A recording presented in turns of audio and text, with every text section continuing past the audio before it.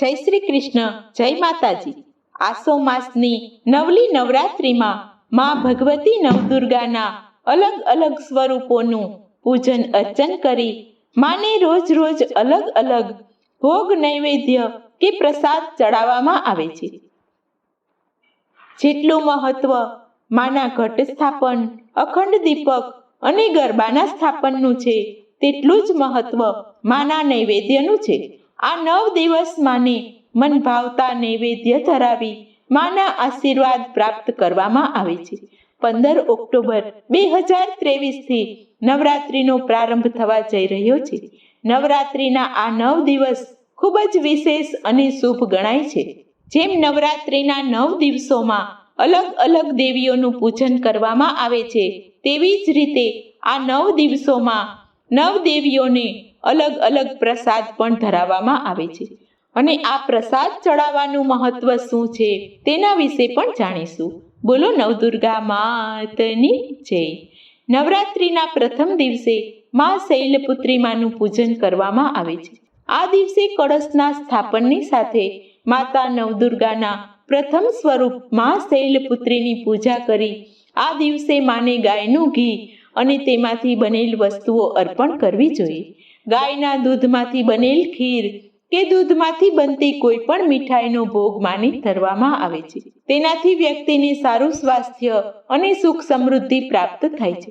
નવરાત્રિના બીજા દિવસે માતા બ્રહ્મચારિણી માનું પૂજન કરી માને ખાંડ કે સાકરનો ભોગ ધરાવવામાં આવે છે।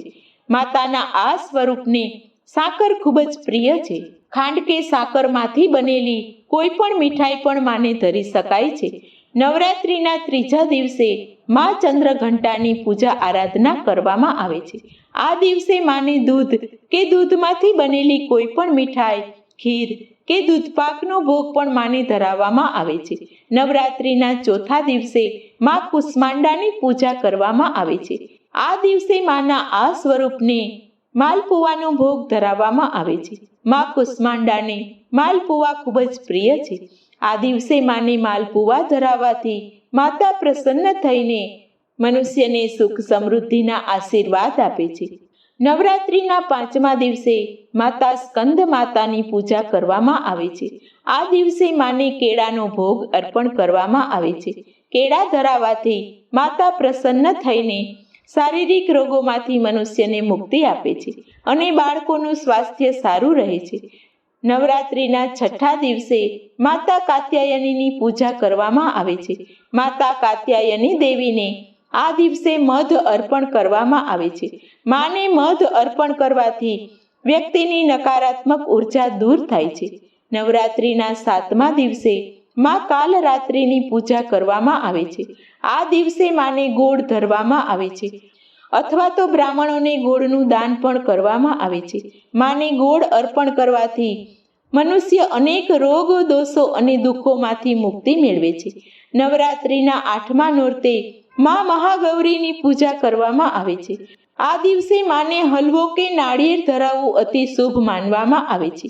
નાળિયેર ચડાવવાથી માતાની વિશેષ કૃપા પ્રાપ્ત થાય છે અને ઘરમાં બાળકોને કોઈ રોગ, દોષ કે બાધા નડતા નથી અને ઘરમાં ધન સંપત્તિ કાયમ બની રહે છે।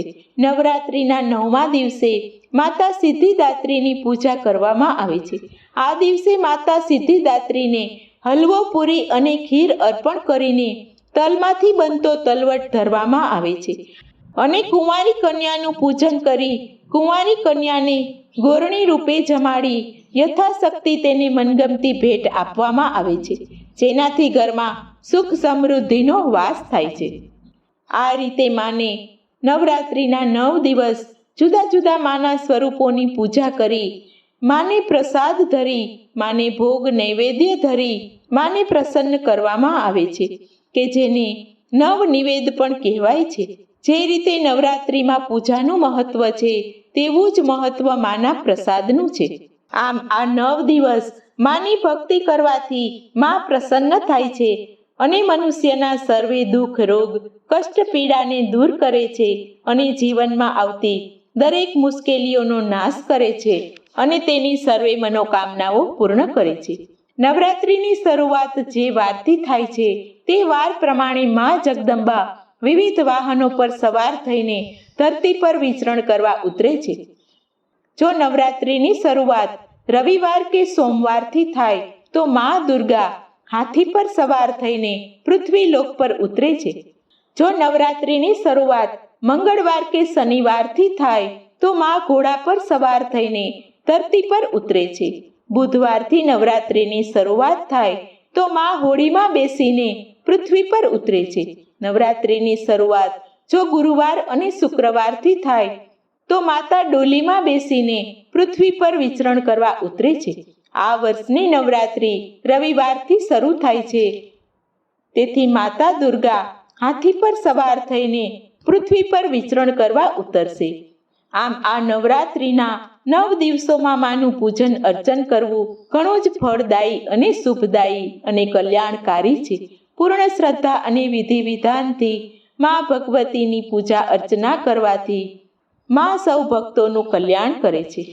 આ રીતે મા નવદુર્ગાના અલગ અલગ સ્વરૂપોનું પૂજન અર્ચન કરી માને પ્રસાદ ધરાવી માનો થાળ ગાવો અને થાળ પૂરો થાય ત્યારે બધાએ પ્રસાદ લેવો.